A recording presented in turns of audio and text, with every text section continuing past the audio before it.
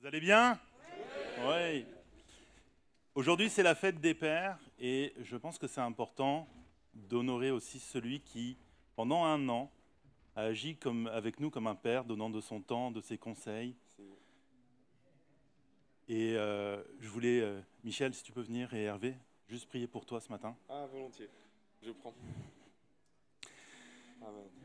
Merci Seigneur pour Pierre, Seigneur, pour ce travail qu'il a fait, Seigneur, pour son énergie, sa positivité, Seigneur, pour ses conseils, Seigneur, pour cet amour qu'il a pour les gens, Seigneur. Merci parce qu'il fait des grandes choses ici, Seigneur, il va en faire encore des plus grandes, Seigneur. Merci pour toutes ces personnes dans l'Église qui ont pu profiter de ses conseils, Seigneur. Merci parce que tu vas encore le guider, Seigneur, pendant les années à venir et tu vas lui en donner encore plusieurs et plusieurs avec nous, Seigneur. Amen. Merci pour tout ce que tu accomplis, tu le renouvelles, tu le grandis, Seigneur. Tu lui Amen. donnes la force et le courage, Seigneur, et tu protèges aussi sa famille, Seigneur. Amen. Seigneur, nous voulons te dire merci pour Pierre, Seigneur. Dans le nom précieux de Jésus. Amen.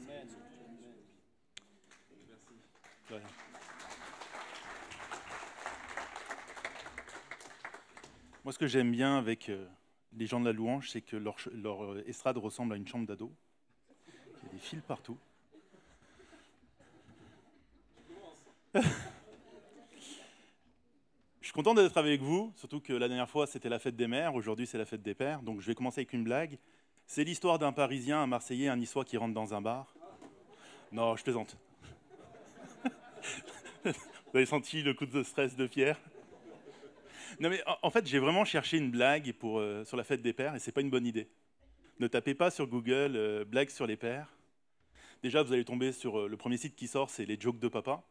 Et ça nous rend pas fiers, hein. Surtout que la plupart du temps, on se marre et qu'il y a tout le monde qui nous regarde en disant mais pourquoi il se marre? Et du coup, j'ai fouillé et je ne trouvais pas ce que je voulais. Et à un moment donné, je suis tombé sur 7 choses que vous n'entendrez jamais dans la bouche d'un papa. Et je me suis dit, tiens, je vais partager ça avec vous ce matin. 7 choses. Ça, c'est pour vous, mesdames. La première, eh bien, vous savez quoi? Nous sommes perdus, nous devons demander notre route. Et tous les papas disent Amen pour les GPS quand ils les écoutent, parce que c'est une voix de femme. Donc, une femme qui connaît sa route, non mais... C'est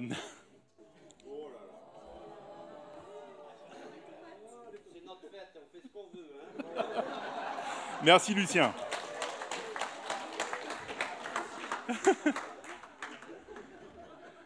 La suivante, écoute bien, Évangéline, tu ne m'entendras jamais la prononcer, à part ce matin. Et ma fille, tu as maintenant 13 ans, prête pour les soirées en tête-à-tête avec ton petit copain sans surveillance? Hervé, catégorique, c'est non. Celle-là, elle est pour vous, les petits cousins. Le jour où Ferdi la prononce, vous m'appelez. Hein. Voici les clés de ma nouvelle voiture, prends ma carte de crédit, aussi, amuse-toi bien. La Ludivine, elle n'est pas d'accord.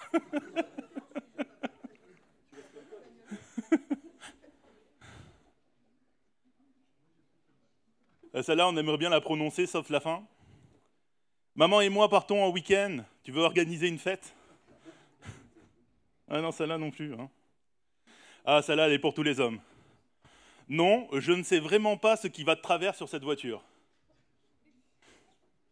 On a tous un petit mécano en nous, là, qui est persuadé de savoir ce qu'il fait. Sauf moi. Moi, j'ai abandonné. Je me dis, ma voiture, elle est trop belle pour que je la touche. Celle-là, elle est pour les fils. T'as pas besoin d'un emploi, j'ai beaucoup d'argent à te donner. Et enfin, la dernière. La fête des pères? Ah bon, c'est quand ça? Aucun intérêt. Ah ouais, non, c'est marrant de voir qu'il y a des pères qui se souviennent quand est la fête des pères, mais pas leur anniversaire de mariage. Et là, je viens mettre dans le trou beaucoup d'hommes parmi nous. Mais je trouvais ces phrases intéressantes parce que beaucoup d'entre elles sont axées sur le côté éducatif et sévérité du père. Et on a souvent cette image, vous savez, cette image du père sévère, surtout ceux de ma génération. Moi, je me souviens quand j'étais jeune, alors ce n'était pas le cas chez moi, mais j'avais beaucoup d'amis, quand ils faisaient une bêtise, leur mère sortait cette phrase que je trouvais magique, « Attends que ton père rentre ». Et la plupart du temps, elle avait oublié quand le père rentrait, donc le gamin était sauvé, quoi. Mais on a souvent véhiculé cette image du père qui est là pour l'autorité, pour amener la sanction. Pourquoi nous? Sérieusement, pourquoi ça devrait être le travail du père que d'assurer la sanction? C'est la partie la moins fun. Si vous trouvez cette partie fun, venez me voir, on va en discuter à la fin. Mais non, mais sérieusement, c'est la partie la moins fun. C'est passer son temps à devoir réprimander, à avoir le mauvais rôle. C'est pour ça que les dames s'en déchargent sur les maris. Mais c'est vrai que pourquoi le père ne pourrait pas être celui qui est le donneur d'amour, celui qui prend soin? Et vous savez quoi? Ce qui est fascinant, c'est que c'est peut-être ce modèle-là qui était le modèle biblique original. Le pourvoyeur d'amour. Et je vais vous le démontrer ce matin avec, je me fais plaisir, hein, c'est la fête des pères, donc je vais vous parler d'un de mes personnages préférés dans l'Ancien Testament. On va parler d'un homme qui a pris soin de sa fille, alors que ce n'était pas sa fille biologique, et il en a pris tellement soin qu'il en est devenu un héros, c'est Monsieur Mardochée. Mardochée, c'est un gars qui est dans un livre, qu'on met souvent au second plan, derrière sa fille, en donnant toute l'importance à sa fille adoptive, parce que c'est elle qui est en tête sur le livre. Le titre du film, c'est Esther. Et souvent, on va mettre toute l'emphase sur elle, sauf que la réalité, ce qu'on va regarder ce matin, c'est sans Mardochée, pas de victoire. Ce matin, je vais vous proposer Être un père, le modèle de Mardochée. On va lire beaucoup. Je vais lire beaucoup, vous allez écouter beaucoup. Mais il va falloir qu'on passe au travers de plusieurs textes pour comprendre quel était l'impact de Mardochée dans l'histoire. Il faut déjà savoir un truc. Le livre d'Esther, c'est un livre très particulier parce qu'on a l'impression qu'il nous raconte une histoire. Donc on aurait tendance à vouloir le classer dans les récits historiques. Or, il ne fait pas partie de cette catégorie parmi les rouleaux juifs, il est dans la catégorie des livres de fête. C'était un livre qui était sorti pendant une fête et qu'on lisait du début jusqu'à la fin. Et l'objectif qu'il y avait, c'était de se commémorer cette grande victoire que le peuple juif a eue alors qu'il était captif à Babylone. Donc, toute la spécificité de ce livre est concentrée sur un événement qui se trouve à la fin. La deuxième chose, et c'est ce qui fait que j'aime énormément ce livre, c'est que parmi tous les livres de l'Ancien Testament, c'est le seul où il n'est pas écrit « Dieu fit ceci ou cela ». Sauf que quand vous lisez ce livre, il est d'une telle précision dans chacune des actions qui se passent que c'est impossible de dire que Dieu est absent de l'Écriture. C'est un livre, c'est peut-être même celui de l'Ancien Testament qui symbolise le plus notre vie. C'est-à-dire qu'on voit Dieu agir, parfois on ne le voit pas, mais il agit parce qu'il est toujours en contrôle de ce qui se passe. Et ce qu'on appelle un heureux hasard, appelez ça à partir d'aujourd'hui la main de Dieu. Le livre d'Esther va s'ouvrir sur un événement assez particulier. C'est le roi de Babylone qui fait un grand banquet, où il y a beaucoup de vin, et sa femme fait un banquet, mais de l'autre côté du château. Et à un moment donné, le roi veut que sa femme vienne danser pour son bon plaisir et celui de ses invités. Et elle refuse. La question, c'est pourquoi elle refuse? C'est parce que le taux d'alcool dans le sang n'autorisait pas de prendre la voiture à la sortie du party, quoi. Il était certainement très haut. Et elle, préférant sa sécurité, refuse de venir. Sauf que ça va générer un drame tel que le roi, qui ne supporte pas, alors on ne va pas dire que c'est parce qu'il ne supporte pas, on va dire que c'est parce qu'elle a manqué de respect et tout ça, on va mettre ça sur le dos, mais la réalité c'est que le roi n'a pas supporté le fait qu'elle le lui refuse. Du coup, il va l'exclure dans un truc qui est assez horrible, puisqu'elle n'a plus le droit de rentrer en sa présence et son titre d'impératrice va lui être retiré. En fait, il la condamne à l'exil dans son propre château. il l'emmure d'une certaine façon. On peut même quasiment dire que d'une certaine façon, puisqu'il est le roi, il l'a fait disparaître. Elle n'est plus présente. Et juste après, c'est à partir de ce moment-là que commence l'histoire d'Esther. Et ce qui est fascinant, c'est que l'histoire d'Esther ne commence pas par le background d'Esther, mais bien par celui de Mardochée. C'est-à-dire que l'auteur, au chapitre 2, à partir du verset 5, va nous dire « Il y avait à Suse, la capitale, un juif du nom de Mardochée. C'était un fils de Jaïr, un descendant de Shémine et de Kis, un benjamite, qui avait quitté Jérusalem en compagnie du groupe d'exilés, parti avec Jéconia, le roi de Juda, sur l'ordre de Nebuchadnezzar, le roi de Babylone. Il se chargeait de l'éducation d'Hadassa, alias Esther, la fille de son oncle, car elle n'avait ni père ni mère. Cette jeune fille était belle en tout point de vue. À la mort de ses parents, Mardochée l'avait adoptée. Ok.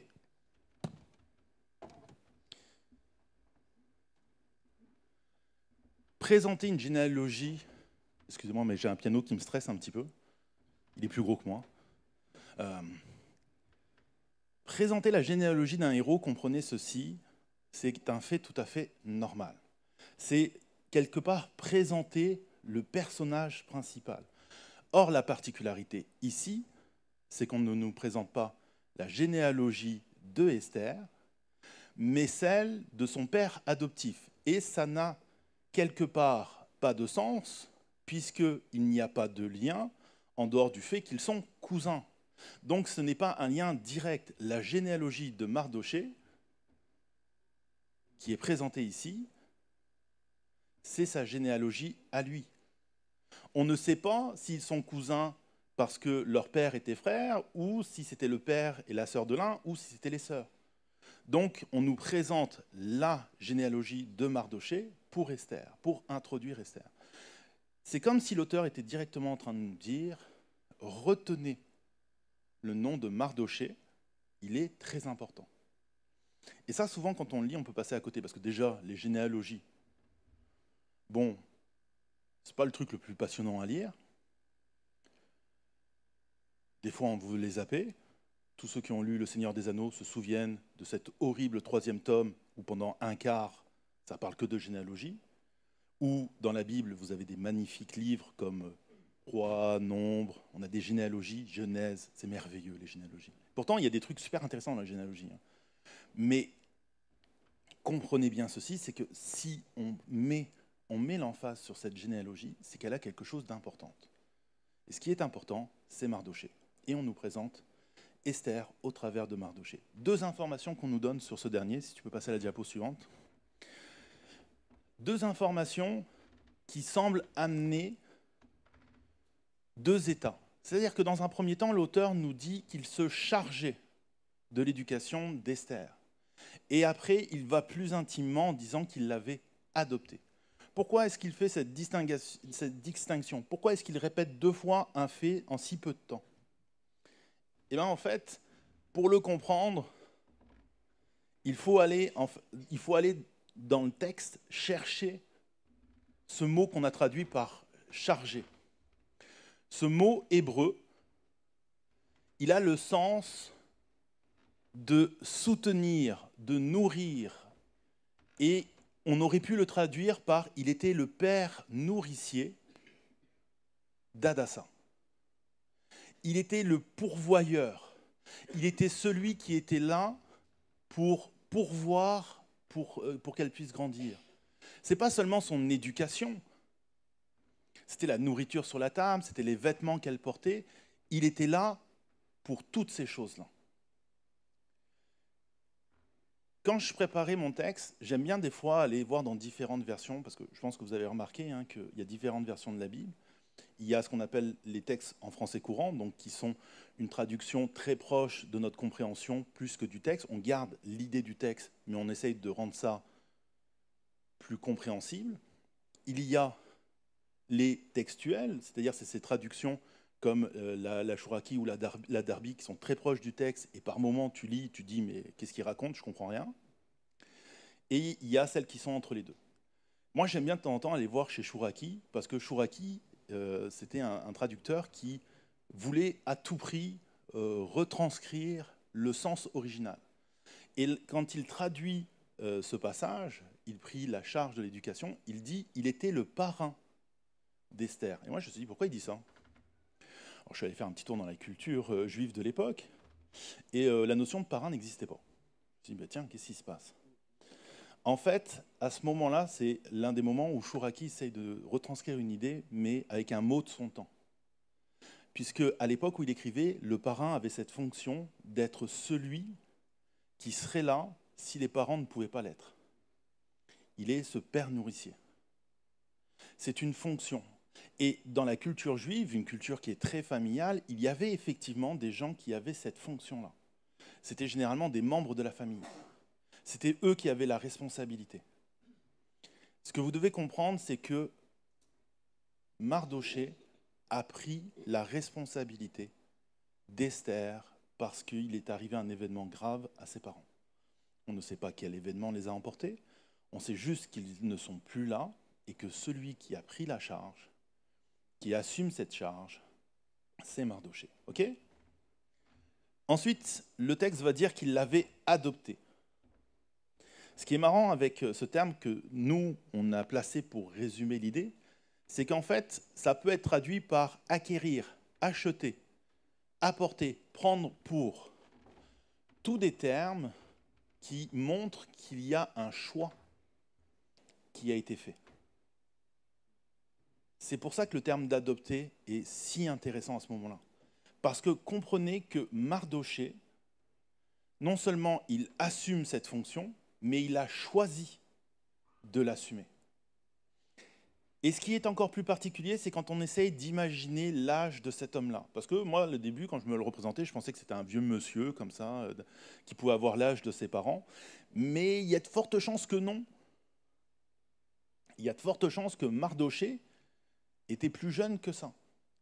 En fait, si on est dans une fratrie, on peut imaginer que Mardochée, il a une différence d'âge, parce que pour adopter Esther, il fallait qu'il soit adulte, ou considéré comme adulte.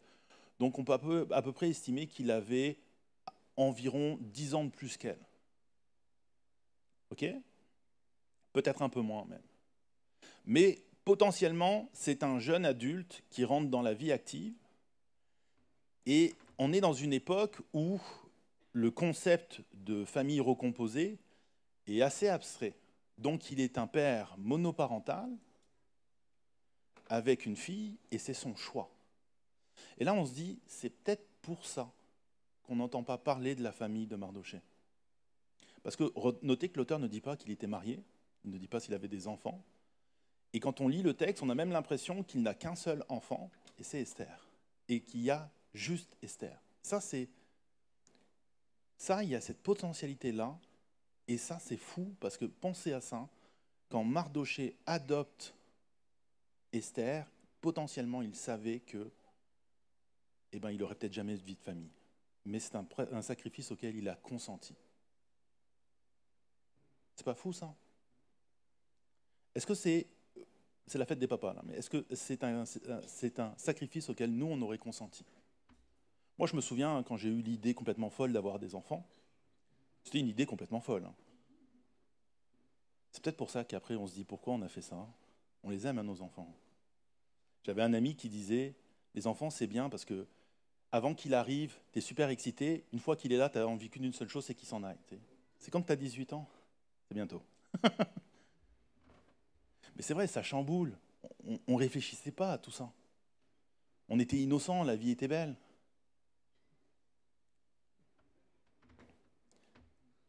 On pouvait faire des grasses matinées. Hein, les papas, vous vous souvenez de ce mot, grasse matinée? J'ai réussi à en faire une hier. J'ai nargué Pierre au téléphone parce que j'ai réussi à en faire une. Mais c'est quasiment un mot qu'on a rayé de notre vocabulaire. Hein. Grasse matinée. Se coucher tôt aussi, surtout quand ils sont dehors. Je veux dire, la semaine dernière, non, il y a quelques semaines de ça, Aaron est parti chez un ami, je vous raconte pas le branle-bas de combat pour la maman. Hein. C'était en plein après-midi. Hein. Mais ça, aux 22h, c'était la même chose. Hein. C'est fou, hein, cette charge-là qu'on s'est mis sur nos épaules à un moment donné, juste parce qu'on s'est dit « Ah, ça pourrait être bien d'avoir des enfants. » Ben, Mardochée, lui, il l'a pleinement choisi. Esther ne pouvait pas dire qu'elle n'avait pas été voulue parce que Mardochée l'a choisi. C'est fascinant.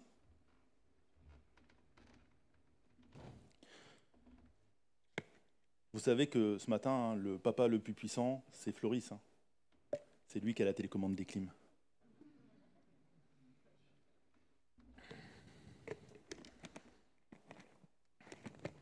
Gentil avec Floris alors. Parce qu'ici il fait chaud. Ok. Le texte introduit Mardochée. On sait que Mardochée est le tuteur et que ce poste-là, il l'a choisi. Le roi, n'ayant plus de reine, il ne va pas rester célibataire, hein, c'est le roi. Donc qu'est-ce qu'il fait? Il organise un concours à la recherche de la nouvelle idole, sauf que là, c'est la recherche de la nouvelle reine. Et donc, il fait venir des filles de partout de son royaume, qu'il amasse dans son harem, et il cherche parmi elles, il cherche la future impératrice. Et le texte nous précise que Esther était belle en tout point. Alors si vous vous demandez ce que ça veut dire, c'est très simple. Elle avait un corps idéal et un visage idéal. Voilà, c'était aussi simple que ça. C'était la Monica Bellucci de l'époque. Okay. Donc forcément, elle s'est retrouvée dans le concours. Était-ce de sa volonté ou pas? À l'époque, quand le roi disait, c'était dangereux de dire non. Hein, on l'a vu avec la reine, avec l'impératrice précédente. Donc, on est parti. Et elle va se retrouver donc sélectionnée pour la nouvelle star. Et à partir de ce moment-là, en fait, on va avoir deux petits versets assez particuliers. On les trouve, c'est le verset 10 et le verset 11, et l'auteur nous dit « Esther ne révéla ni son origine, ni sa famille, car Mardochée lui avait interdit de le faire. Chaque jour, il se promenait, Mardochée, devant la cour du harem pour s'assurer du bien-être d'Esther et de la façon dont on l'a traitée.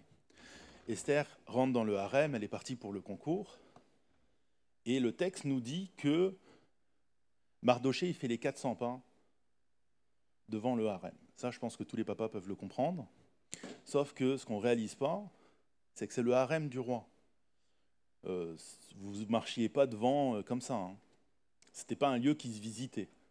Et si vous marchiez devant, il y a de fortes chances que vous finissiez en prison parce que le roi, potentiellement, était en train de se dire « Tiens, quelqu'un veut me ravir ce qui est à moi. » Donc si Mardochée est là, à ce moment-là, c'est qu'il s'est arrangé pour être là.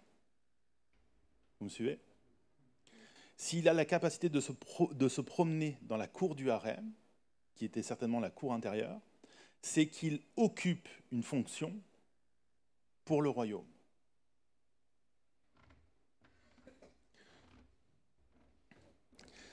Mais il va dire à Esther, ne révèle ni ton origine, ni ta famille. Ne dis pas qui je suis, ne dis pas que tu es juive. Et là, on va se dire, mais pourquoi? En fait, c'est facile. Je pense qu'il y a un peu de français dans le peuple juif. C'est-à-dire qu'à l'époque, ce peuple-là, c'est un peuple qui a été conquis. Il est soumis, mais il a une certaine tendance à la rébellion. Les services de grève, les choses comme ça, et c'est pour ça qu'il y a eu déportation. C'est parce qu'à la base, les rois d'Israël devaient se tenir tranquilles, ils ne l'ont pas fait, et Babylone a fait comme, bon, ça suffit, on déporte, quoi. Donc, ils ont mauvaise réputation. Je ne sais pas si vous le savez, mais nous, les Français, on n'a pas une très très bonne réputation à l'étranger. Vous savez comment ils nous appellent au Québec? Les chialeux. Ceux qui chialent tout le temps, ceux qui râlent en permanence. Leur activité préférée, c'est regarder les informations françaises pour voir les piquets de grève. Ça les fait rire. Ça et le moment de panique quand il y a 5 cm de neige, parce que bon, eux, à 30 cm, ils font atterrir et décoller les avions, quoi. C'est pas le même constat. Mais effectivement, on a cette réputation-là. Et les Juifs, à l'époque, avaient à peu près la même réputation. Ce pas des gens bienvenus. C'était souvent, ils étaient mis de côté, dans des ghettos, mal considérés. On ne leur donnait pas forcément des postes. Et là, vous allez me dire, oui, mais Mardochée, il a eu un poste à la cour du roi. Oui, mais Mardochée, ce n'est pas un nom juif. Ah, vous ne saviez pas ça? Mardochée, c'est un nom babylonien. Donc, il est potentiellement, derrière Mardochée, il y a un autre nom, un nom qui est juif. Mais on ne le connaît pas. On le connaît juste sous le nom de Mardochée. Parce que c'est le nom qui, avec les événements, s'est retrouvé inscrit dans le livre du roi de Babylone. Comme Esther, vous avez remarqué, Esther, à la base, elle s'appelait Hadassah. C'est fascinant parce que Hadassah, en fait, ça fait référence à un petit arbuste, alors que Esther, c'est une étoile. C'est l'arbuste qui est devenu une étoile. Parce qu'il y avait un Mardochée en arrière. On dit souvent que derrière tous les grands hommes, il y a une grande femme. Ben, derrière Esther, il y avait un grand homme, c'est Mardochée. Et Mardochée, en fait, il lui demande de faire la même chose que lui fait. Ne dis pas quitter, parce que tu vas avoir des problèmes. Il est en mode protection. Il protège sa fille. Il la protège tellement qu'il s'assure qu'elle est bien traitée. Je ne sais pas si vous réalisez ce que ça veut dire. À l'époque, on n'obtenait pas des informations comme ça dans un palais royal aussi facilement que ça. Il fallait graisser des pattes, il fallait avoir des contacts. Mardochée, lui, il le veut. Il le fait. Et il va jusqu'au bout. Mardochée, il ne s'est pas juste dit, c'est bon, elle s'est trouvée peut-être un futur job, allez, bye, prends tes valises. Non, non, il accompagne, il reste avec elle. C'est pas parce qu'elle est partie de la maison qu'il n'assume plus son rôle. Vous savez, hein, le jour où vous avez décidé d'être père et d'être mère, vous allez l'être jusqu'au bout. Il n'y a pas un jour où on rend la casquette en disant c'est bon. Non, après même on se fait affubler d'un titre encore pire, c'est grands-parents. Grand-père, grand-mère, on se sent tellement vieux quand ça arrive ça. Mais quelque part, on est toujours le père ou la mère de nos enfants. Et on le restera. Moi je le sais bien, hein, dès que ma mère n'est pas d'accord avec moi, elle me le rappelle. Hein. Je te rappelle que je suis ta mère. Coucou maman.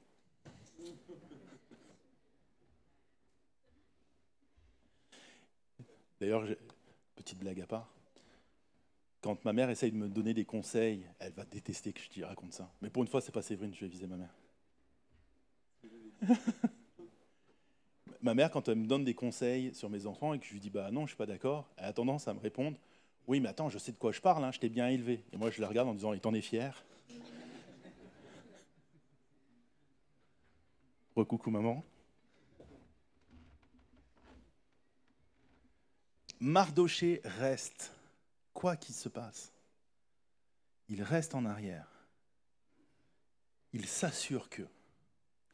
Et il va tellement être présent qu'à un moment donné, on va avoir une petite histoire où il est assis devant la porte. Alors s'il était devant la porte, c'est que soit il était le gardien de la porte, soit que sa fonction était si importante dans le palais que personne ne venait le déranger. Il est devant la porte, il est là, et on vient lui rapporter le fait qu'il y a 2 eunuques qui se seraient emportés et qui auraient voulu attenter à la vie du roi.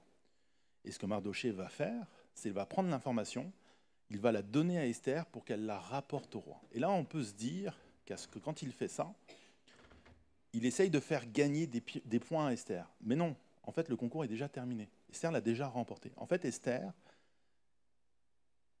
dès que les gens la voient, elle obtient tout ce qu'elle veut de ces personnes-là. Et c'est là où je me dis, c'est fascinant, parce qu'elle arrive à avoir de l'influence sur les gens, et lui a assez d'influence pour qu'on vienne l'avertir d'un complot.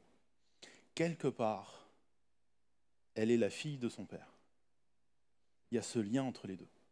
Elle lui ressemble, parce qu'il est là, parce qu'il l'a toujours accompagnée.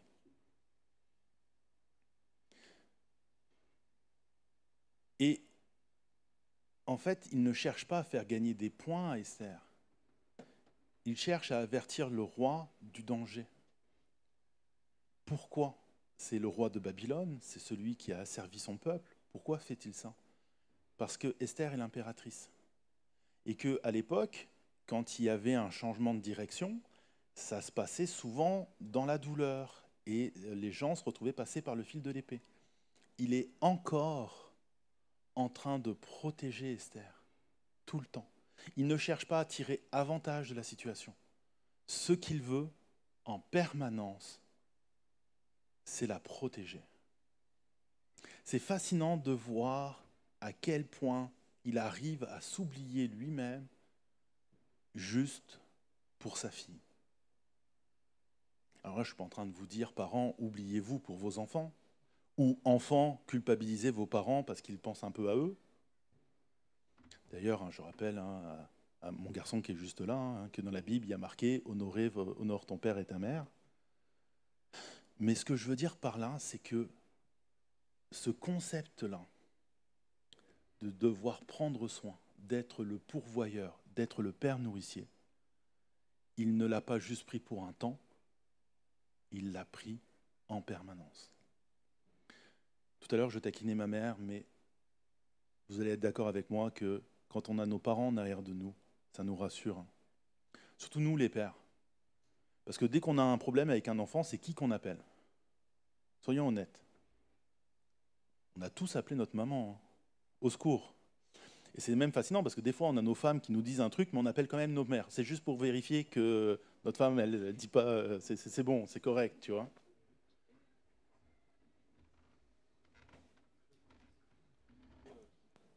Esther a avancé. Elle a avancé parce que Mardochée était en arrière d'elle. Bon, tout ça c'est bien, mais je vous ai parlé d'un événement et d'une grande victoire. Où ça va se produire ça? Eh bien, ça arrive.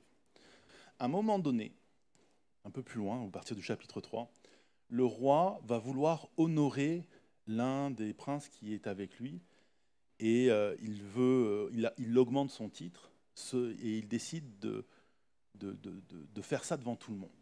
Et cet homme s'appelle Haman. Et Haman, en fait, il est assez content parce que quand il se promène dans le palais, les serviteurs du roi plient le genou et se prosternent devant lui. Tous, sauf un, Mardochée. Et ça, Haman, il ne le supporte pas. Ça l'énerve. Et il y a des gens qui viennent le lui rapporter. Ça l'énerve encore plus.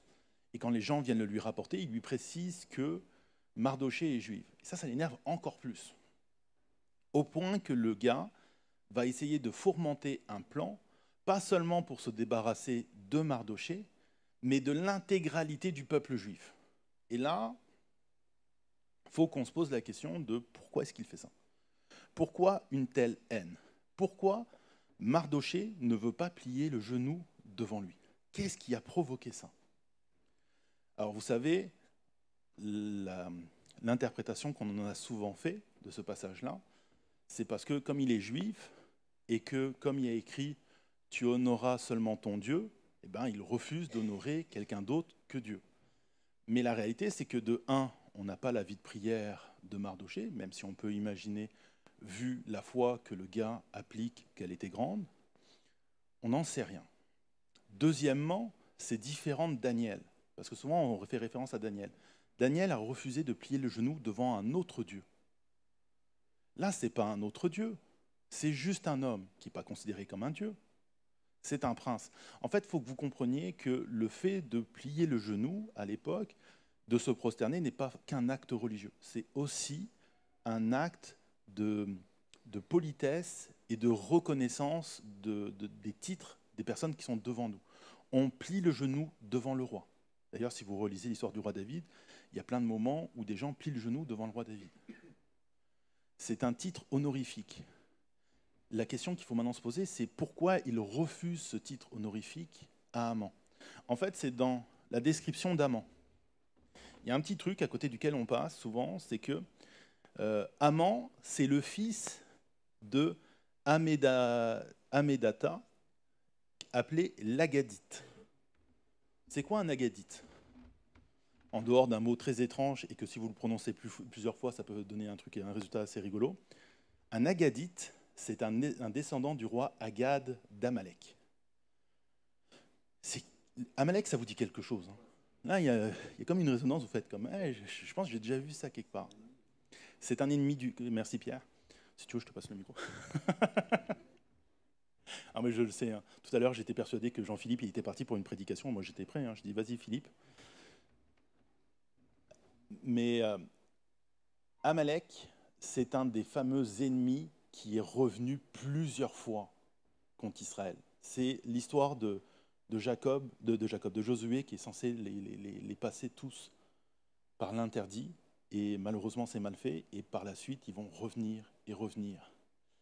Et comprenez quelque chose. On avait une information au début, c'est que non seulement Mardoché, il est d'origine juive, mais il fait partie aussi de la tribu des Benjamites.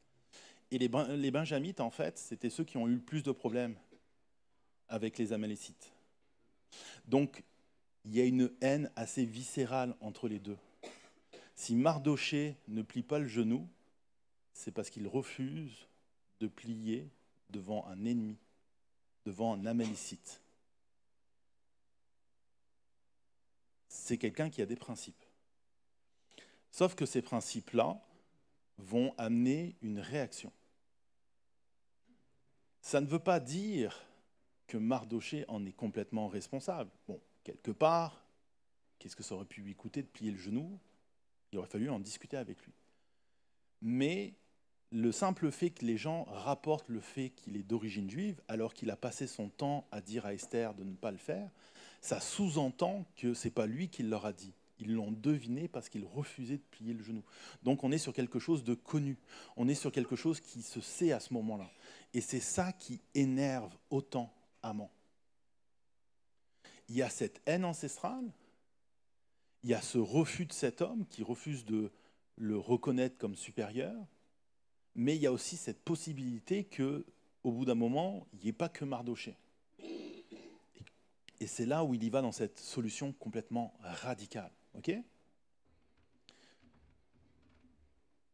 À partir de là, il va obtenir un édit de la part du roi qui va lui permettre, une journée bien précise, de passer par l'épée tous les membres du peuple juif.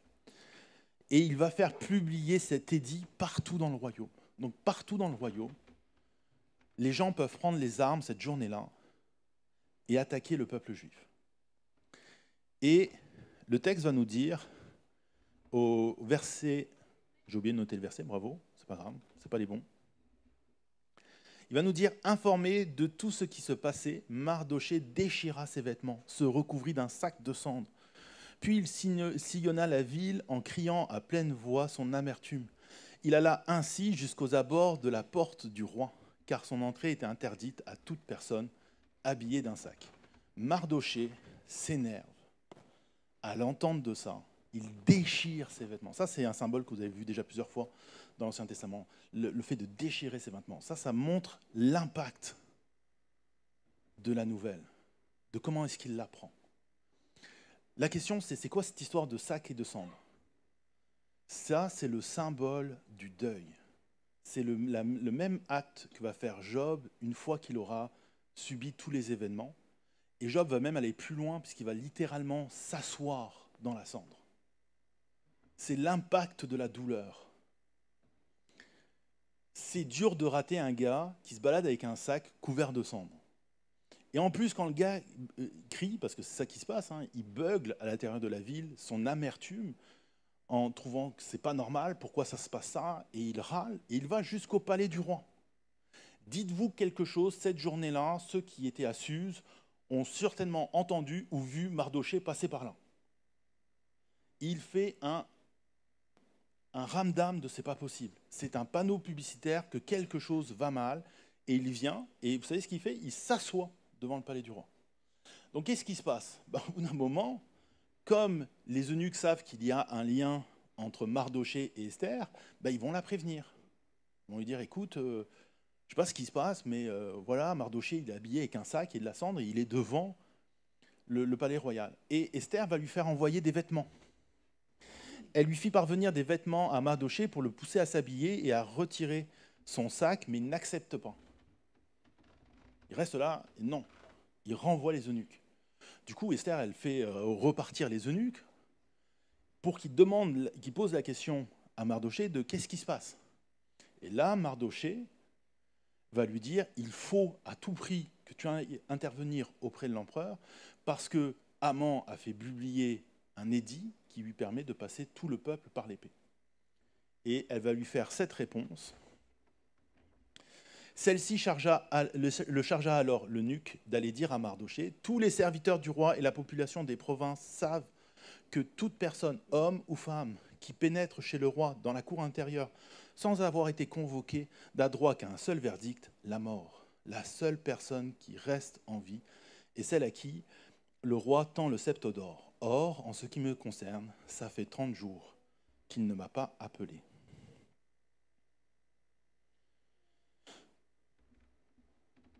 Ok. Comprenez, l'attention est particulière. On peut, en regardant ça, en se disant, mais Esther, qu'est-ce qu'elle fait? Pourquoi elle ne se soucie pas de son peuple? C'est pas qu'elle ne se soucie pas de son peuple. C'est que de 1, jusqu'à présent, elle n'a toujours pas révélé qu'elle était juive.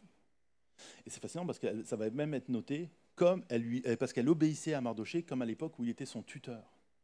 Elle a gardé cette obéissance envers lui, donc pour l'instant elle n'a toujours rien dit, mais surtout elle est persuadée que si elle rentre en présence du roi, ben elle va mourir.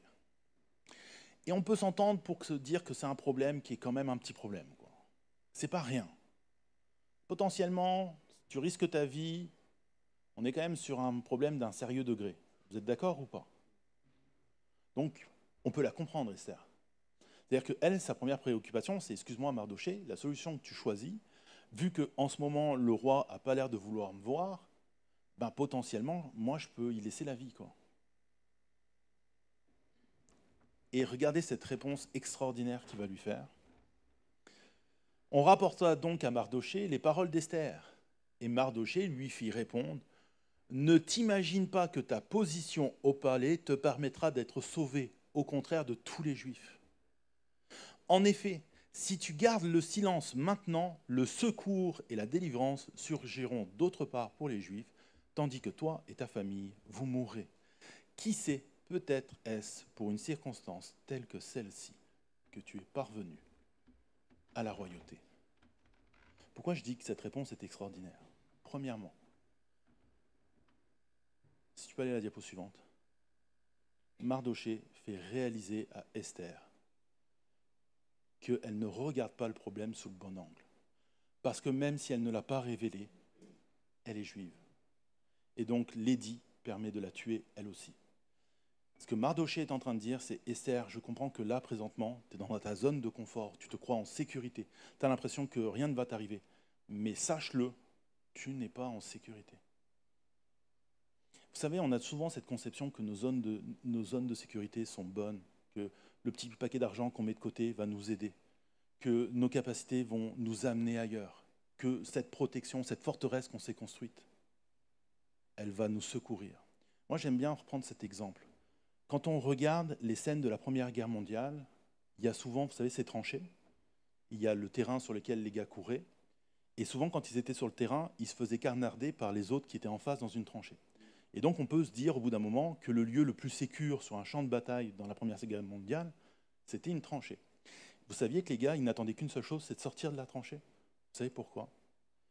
Parce qu'ils avaient développé des techniques, et l'une des techniques à l'époque, c'est qu'ils allaient creuser sous la tranchée de l'autre, ils mettaient la dynamite, et ils faisaient tout sauter. Ta zone de confort est plus dangereuse que tu le penses, parce qu'en dessous, il y a une dynamite, et tu t'en rends pas forcément compte. Ce que Mardoché est en train de dire, c'est qu'il faut que tu prennes ce risque. Parce que si tu ne le prends pas, tu vas passer à côté du plan de Dieu. Parce que, et c'est là où je dis Mardoché a une grande voix, Mardoché, il sait que le secours va venir. Il n'en doute même pas. Dieu va faire quelque chose. Mais ce qu'il voudrait, c'est que Esther fasse partie de la solution. Et c'est là où il a cette phrase extraordinaire, « Et si c'était pour un temps comme celui-ci, que tu étais arrivé à la position à laquelle tu es. »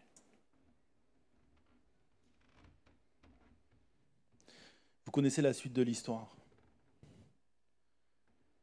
Face à cette réponse, la seule chose que Esther peut vouloir dire, c'est bon, je vais le faire.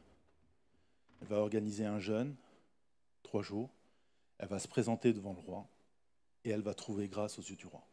Et quand elle va raconter l'histoire, le roi va tellement s'énerver qu'il va publier un autre décret qui va permettre au peuple juif de se défendre. Et la potence que Haman avait préparée et réservée à Mardochée va devenir sa propre potence.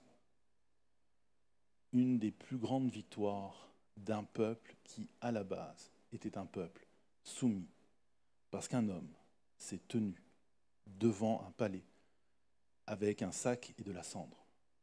On pourrait se dire, oui, mais c'est facile pour Mardochée, il envoie Esther au casse-pipe. Vous savez pourquoi elle voulait à tout prix qu'il se rhabille? Parce qu'on a un roi qui, le montre depuis le début, est assez colérique et impulsif. Et s'il avait entendu parler du fait qu'il y avait Mardochée habillé ainsi devant l'entrée du palais, il aurait pu demander à le faire exécuter. Mardochée n'a pas demandé plus à Esther que ce que lui-même était prêt à payer, sa propre vie. Je ne sais pas vous, mais moi, quand je regarde Mardochée, je vois quelqu'un d'autre. Je vois Dieu. Je vois la façon dont Dieu nous aime en tant que Père. Sauf que chez Dieu, tout ça, là, tout ce côté positif qu'on a mis chez Mardochée, il est amplifié. Il est bien plus grand. Dieu a choisi la tutelle de sa création. Et il ne l'a jamais abandonné. On connaît tous Jean 3,16. Dieu a tant aimé le monde, il a donné son Fils unique. Il l'a tant aimé, malgré que le monde soit parti dans toutes les directions, malgré que les gens aient fait tout et n'importe quoi. Comme nous disait Jean-Philippe ce matin, malgré le fait qu'on a été ravis, pris par la perdrix, Dieu a continué à aimer ce monde-là, au point qu'à un moment donné, il a mis en place un plan de rédemption. Mais ça va encore plus loin que ça. Jean va nous dire, voyez de quel amour le Père nous a témoigné pour que nous soyons appelés enfants de Dieu. Dieu a fait le choix du sacrifice de son Fils pour que vous, qui que vous soyez appelés enfants de Dieu. C'est son choix. Est-ce que vous réalisez l'amour de Dieu? Parce que Dieu, son Fils, il l'aimait. Et pourtant, c'est le plan qu'il a choisi.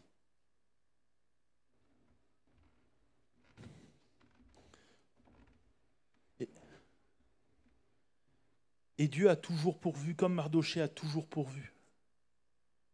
J'aime ce verset en Matthieu 7 qui dit « Demandez et l'on vous donnera, cherchez et vous trouverez, frappez et l'on vous ouvrira. » Dieu a donné cette promesse afin que l'on sache que ce que l'on demande, on l'obtient, que ce que l'on cherche, on trouve. Et que si on frappe à la porte, c'est celui qui a choisi de vous appeler enfant. C'est celui qui a voulu vous adopter, qui vous dit « je serai là ». Et là, on peut se dire « oui, mais quand on sera grand », écoutez, Malachie 3,6, imprimez-la celle-là, gravez-la quelque part, sur votre frigo, votre ordinateur, sur le GPS de votre voiture. « Je suis l'Éternel, je ne change pas ». Dieu a aimé, Dieu aime, Dieu aimera de la même façon. Dieu a donné, Dieu donne, Dieu donnera de la même façon. Et c'est pour ça que Mardochée sait que le secours viendra. Parce qu'il sait que Dieu n'abandonne pas son peuple. Et Dieu n'a jamais abandonné son peuple. Il a toujours eu un plan. Ce matin, posons-nous la question en conclusion. Et si, au travers de cette fête des Pères, Dieu nous disait de sortir de notre zone de confort parce qu'elle est dangereuse, oui, mais il y a la situation, il y a le Covid, puis il y a de plus en plus de positifs, puis il y a la situation économique, la guerre en Ukraine. On est bien chez nous, dans notre petit chez nous. Oui, mais chez toi, tu es tout seul. Il faut que tu sortes. Sors de ta zone de confort. Viens. Viens te rasseoir avec nous sur les bancs de l'église. Qu'on puisse te saluer. Qu'on puisse te communiquer notre sympathie et l'amour qu'on a pour toi.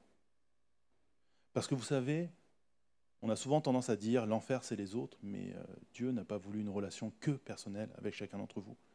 Il a aussi voulu une relation avec vous dans son Église, au travers d'un groupe, d'une unité, d'un peuple. Nous sommes frères et sœurs. Regardez la personne qui est à votre droite et à votre gauche. On est de la même famille, même si des fois on ne s'apprécie pas, même si des fois on préférait être une famille de loin, même si on se trouve dysfonctionnel.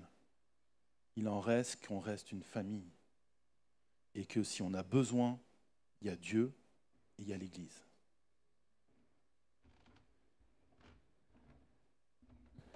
Et si Dieu connaissait très bien le coût de ce qu'il vous demande, oui, parce que c'est vrai que des fois, de sortir de sa zone de confort, ça a un coût, c'est quelque chose de compliqué, c'est pas si simple que ça.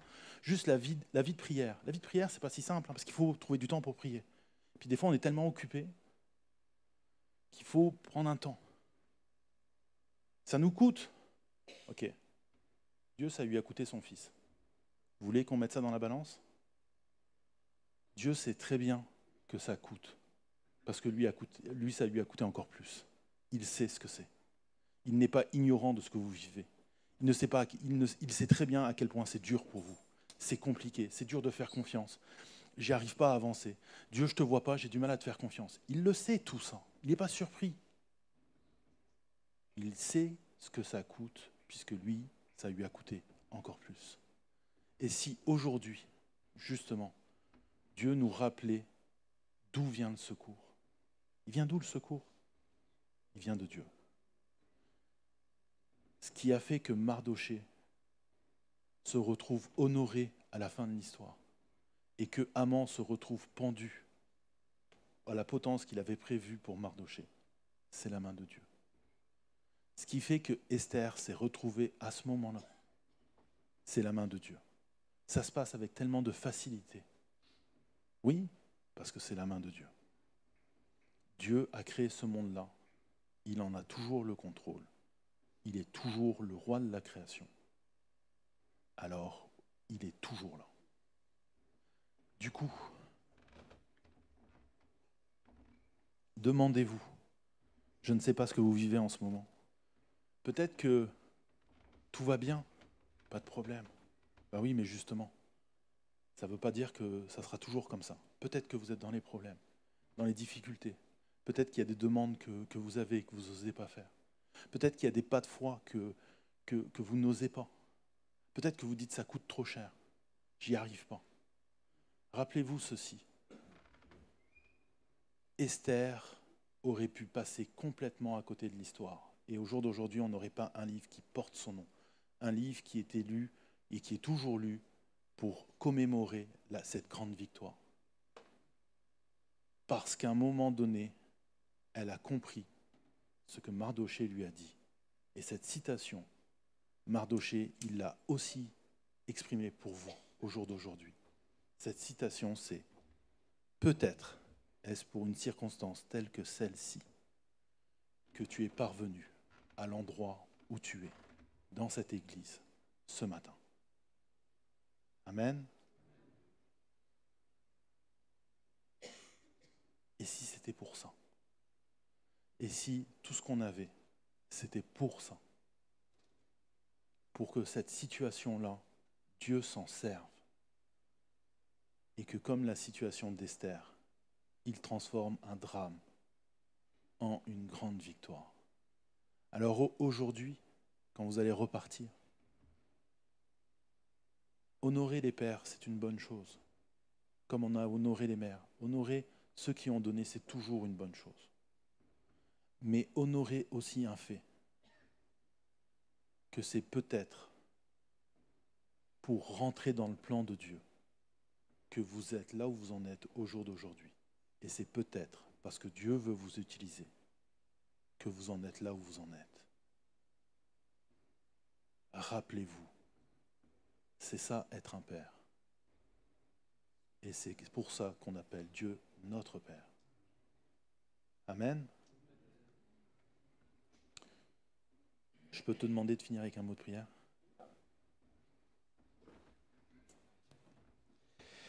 Seigneur, on te rend grâce pour cette parole sur nos cœurs et sur nos vies.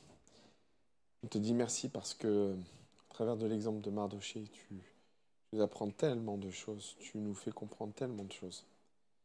C'est vrai qu'aujourd'hui, c'est un jour un peu particulier et peut-être la prière de certains, c'est aide-nous à être de meilleurs pères. Aide-nous à être des meilleurs guides par moment pour nos enfants, pour ceux que nous aimons, pour nos familles. Aide-nous à toujours mieux porter cette responsabilité, cette charge que nous avons. Aide-nous à mieux protéger, comme il a été dit. Aide-nous à être celui qui pourvoit. Aide-nous à aimer. Et Seigneur, c'est une prière qu'on pourrait faire en tant que Père encore aujourd'hui. De toujours de nous aider à être à la hauteur de la tâche que Dieu nous a confiée. Je te prie pour chacun de nos cœurs. Je te prie aussi pour, par moments, ces zones de confort, dans lesquelles nous pouvons nous sentir par moments bien à l'aise, mais où Dieu nous pousse à sortir pour notre bien, mais pas que des fois. Ça va bien au-delà et je te prie de nous aider à faire ces choix qui sont par moments compliqués, mais initiés par le bon Père Céleste dans nos cœurs et dans nos vies. Je te prie que ces paroles s'ancrent dans nos cœurs, fassent du bien à nos cœurs et nous aident à avancer, mon Jésus. Merci de bénir Nicolas, merci pour cette parole encourageante sur nos vies. Que ton nom soit loué et béni, Jésus. Amen. Amen.